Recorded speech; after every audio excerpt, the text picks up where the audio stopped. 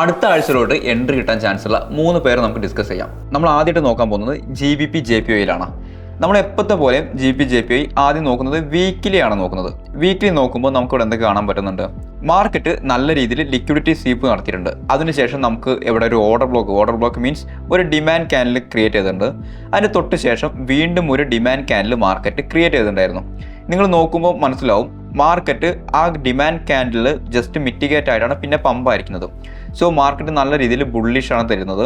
നമുക്ക് അവിടെ നിന്ന് ഒരു എൻട്രി എടുക്കുകയാണെന്നുണ്ടെങ്കിൽ നമുക്ക് ഇനിയൊരു ബുള്ളിഷ് മൂവ്മെൻറ്റ്, അതായത് ഒരു അപ് ട്രെൻഡിൽ ഒരു എൻട്രി കിട്ടുകയാണെന്നുണ്ടെങ്കിൽ നമുക്ക് TP എന്ന് പറയുമ്പോൾ ഫസ്റ്റ് സ്വിങ്ങും രണ്ടാമത്തെ സ്വിങ്ങുമായിട്ട് കൺസിഡർ ചെയ്യാം. ഓക്കെ, ഇതാണ് നമ്മുടെ വീക്കിലുള്ള വ്യൂ. ദെൻ നമ്മൾ ലോവർ ടൈം ഫ്രെയിം പോവുകയാണ്. നമുക്ക് ഡെയിലി നോക്കാം. ഡെയിലി നോക്കുമ്പോഴും ഇതന്നെയാണ് അവസ്ഥ. നല്ല രീതിയിൽ ഒരു ബുള്ളിഷ് ആയിട്ടുള്ള മാർക്കറ്റാണ്. മുകൾ ഭാഗത്തോട്ട് നോക്കുമ്പോൾ മാർക്കറ്റ് നല്ല രീതിയിൽ ലിക്വിഡിറ്റി ക്രിയേഷൻ എല്ലാം ഇവിടെ നടത്തിയിട്ടുണ്ട്. സോ മുകളിലോട്ട് തന്നെയാണ് മാർക്കറ്റ് ഇപ്പോഴും പോവുക.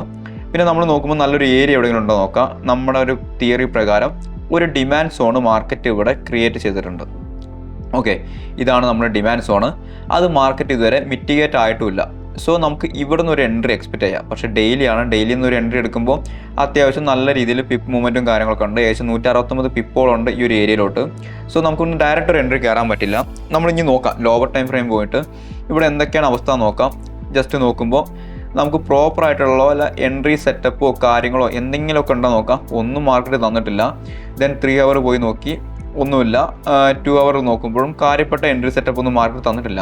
പിന്നെ നിങ്ങൾ നോക്കുകയാണെന്നുണ്ടെങ്കിൽ ഡെയിലി തന്നെ മുകൾ ഭാഗത്ത് മാർക്കറ്റ് 2-3 ഏരിയാസ് പെൻഡിങ് ഇട്ടിട്ടുണ്ട്. അതായത് നമ്മൾ ഫസ്റ്റ് TP വെച്ചതിൻ്റെ മുന്നേ ആയിട്ട് കുറേ ഓർഡർ ബ്ലോക്ക് അല്ലെങ്കിൽ സപ്ലൈ സോണൊക്കെ പെൻഡിങ് ഇട്ടിട്ടുണ്ട്. പക്ഷേ അതെല്ലാം മാർക്കറ്റ് ഫെയിൽ ആക്കാനുള്ള ചാൻസസ് വളരെയധികം കൂടുതലാണ്. ഇപ്പോൾ മാർക്കറ്റ് അവസാനം നിൽക്കുന്നത് ഒരു ഡെയിലി സോണിലെ ഒരു സപ്ലൈ സോണിൻ്റെ അടുത്താണ്. ഇതാണ് ആ സപ്ലൈ സോണ്. ഡെയിലിയുടെ സപ്ലൈ സോൺ എന്ന് പറയുമ്പോൾ ഇതാണ് സപ്ലൈ സോൺ. പക്ഷേ ഇതൊരു വീക്കായിട്ടുള്ള ഒരു സപ്ലൈ സോൺ തന്നെയാണ്. എന്താണ് പറയാൻ കാരണം? തൊട്ട് മുകളിൽ അത്യാവശ്യം നല്ല രീതിയിൽ ലിക്വിഡിറ്റി പെൻഡിങ് ഉണ്ട്. ഓക്കെ, അപ്പോൾ ഈ ഒരു ഏരിയയും മാർക്കറ്റ് ബ്രേക്ക് ചെയ്യാനുള്ള ചാൻസസ് വളരെ കൂടുതലാണ്. അതിൻ്റെ മുന്നേ മാർക്കറ്റ് നമുക്ക് ഈ ഒരു ഏരിയയിൽ വന്നിട്ട് മിറ്റിഗേറ്റ് ആവണം. എവിടെയാണ്? ഈ ഡെയിലിയുടെ അവിടെ ഒന്ന് മിറ്റിഗേറ്റ് ആയി കഴിഞ്ഞാൽ നമുക്ക് എൻട്രി ഉള്ളൂ. സോ നമുക്ക് ഡെയിലിയിലൂടെ മിറ്റിഗേറ്റ് ആയി ഈ കാണുന്ന ഹൈ ഒന്ന് ബ്രേക്ക് ചെയ്ത് കഴിഞ്ഞാൽ, ഏത് ഹൈ?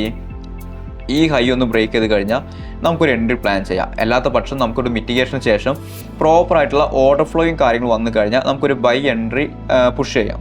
അപ്പോൾ GBP JPYയിൽ എനിക്കിപ്പോഴും ഒരു അപ് ട്രെൻഡ് വ്യൂ തന്നെയാണുള്ളത്. നമുക്ക് ഇനി അടുത്തൊരു പേര് നോക്കാം.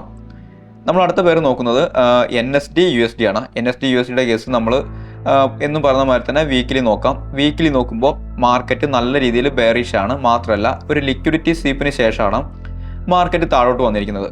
അപ്പോൾ ഇവിടെ നോക്കുമ്പോൾ നിങ്ങൾക്ക് മനസ്സിലാവും വീക്കിലിൽ ഒരു ഡിമാൻഡ് സോൺ ഉണ്ട്.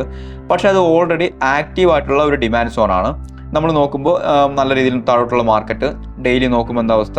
നമ്മൾ വരച്ചിരിക്കുന്ന ആ ഡിമാൻഡ് സോണിൻ്റെ ഏരിയ പോയി നോക്കിക്കഴിഞ്ഞാൽ നല്ല രീതിയിൽ ലിക്വിഡിറ്റി ക്രിയേഷൻ നടന്നിട്ടുള്ളൊരു ഏരിയയാണ്.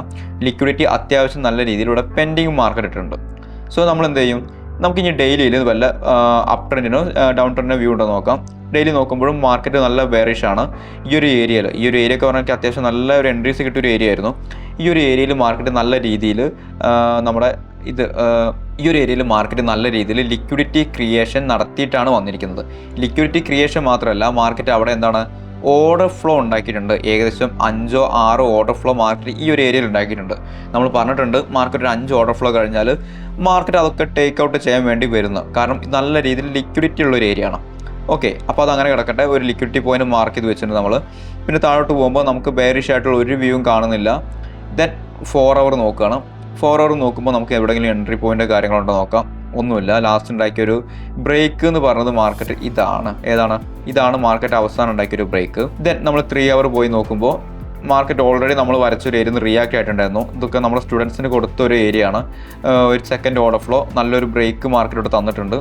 മാർക്കറ്റ് നമ്മൾ വരച്ച TP അടിച്ചിട്ടുണ്ട്. അപ്പോൾ അതായത് മാർക്കറ്റ് സെക്കൻഡ് ഓർഡർ ഫ്ലോ വന്നു. നമുക്ക് തേർഡ് ഓർഡർ ഫ്ലോ ഇവിടെ കിട്ടിയിട്ടുണ്ട്. എവിടെയാണ്? 2 അവർക്ക് പോകുമ്പോൾ നമുക്ക് 3rd 4th ഓർഡർ ഫ്ലോ എല്ലാം ഇവിടെ കിട്ടിയിട്ടുണ്ടായിരുന്നു. എവിടെ? ഇതാണ് third order flow. Then 4th order flow. ഈ കാണുന്ന സംഭവമാണ് 4th ഓർഡർ ഫ്ലോ.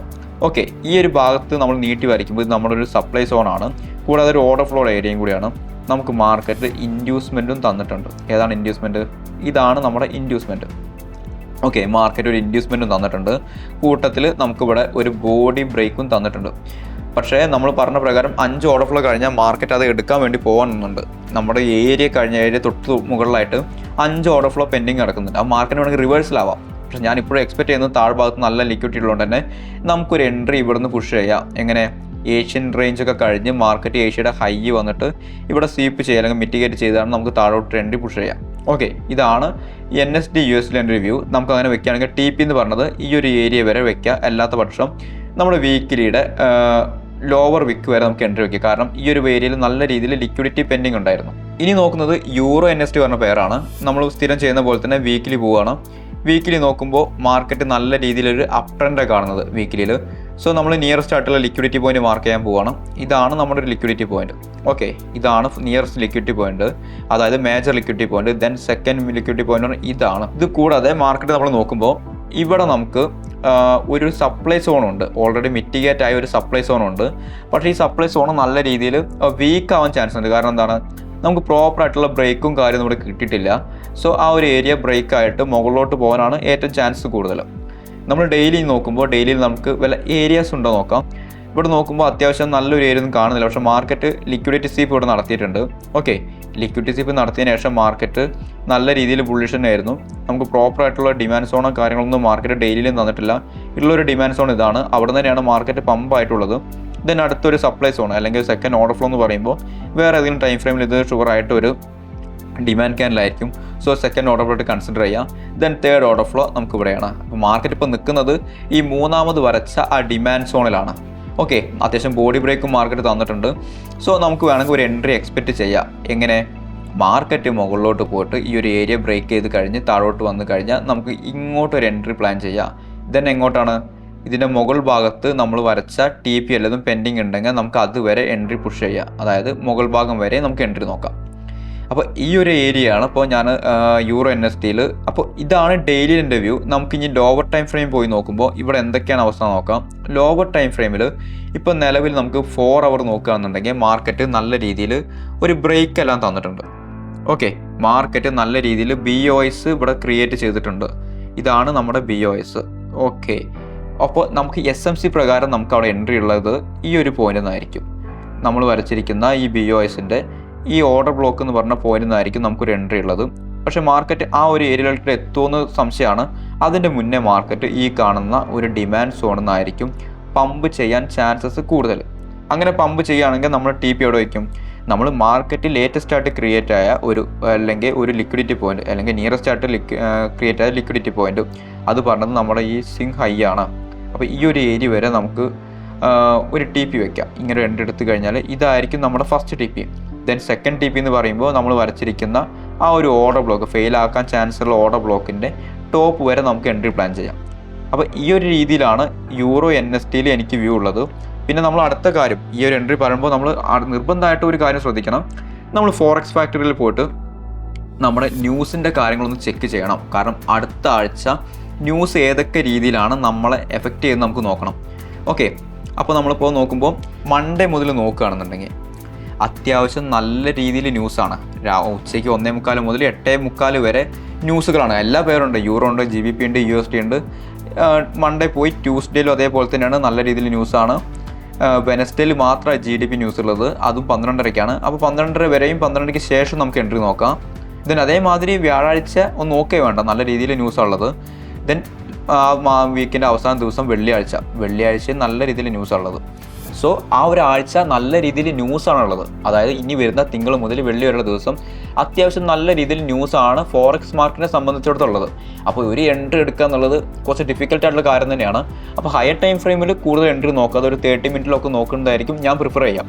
ഏതൊരു എൻട്രി നോക്കുകയാണെങ്കിലും പ്രോപ്പറായിട്ടുള്ള റിസ്ക് മാനേജ്മെൻറ്റ് ചെയ്യുക. അതായത് നിങ്ങളൊരു 1%ഓ അതിൽ താഴെ മാത്രമേ റിസ്ക് എടുക്കാൻ പാടുള്ളൂ. കാരണം ഒന്നാമത്തെ കാര്യം, മാർക്കറ്റിൽ നല്ല രീതിയിൽ ന്യൂസും കാര്യങ്ങളും വരുന്നുണ്ട്. പിന്നെ നമ്മൾ നല്ലൊരു സെറ്റപ്പ് കിട്ടിയാലും ഒരു 1% മുകളിൽ എൻട്രി എടുക്കാതെ, റിസ്ക് എടുക്കാതിരിക്കുക. കാരണം എന്താ, നമ്മുടെ ഒരു അക്കൗണ്ടിൻ്റെ 1% മാത്രം നമ്മൾ ലോസ് ആക്കിയാൽ മതി ഒരു ദിവസം. അപ്പോൾ ഇതൊക്കെയാണ് എനിക്ക് ഈ ഒരു 3 കറൻസി പേരുള്ള ഒരു വ്യൂ. ദെൻ നമുക്ക് അടുത്തൊരു വീക്കിൽ കാണാം. Thanks for watching.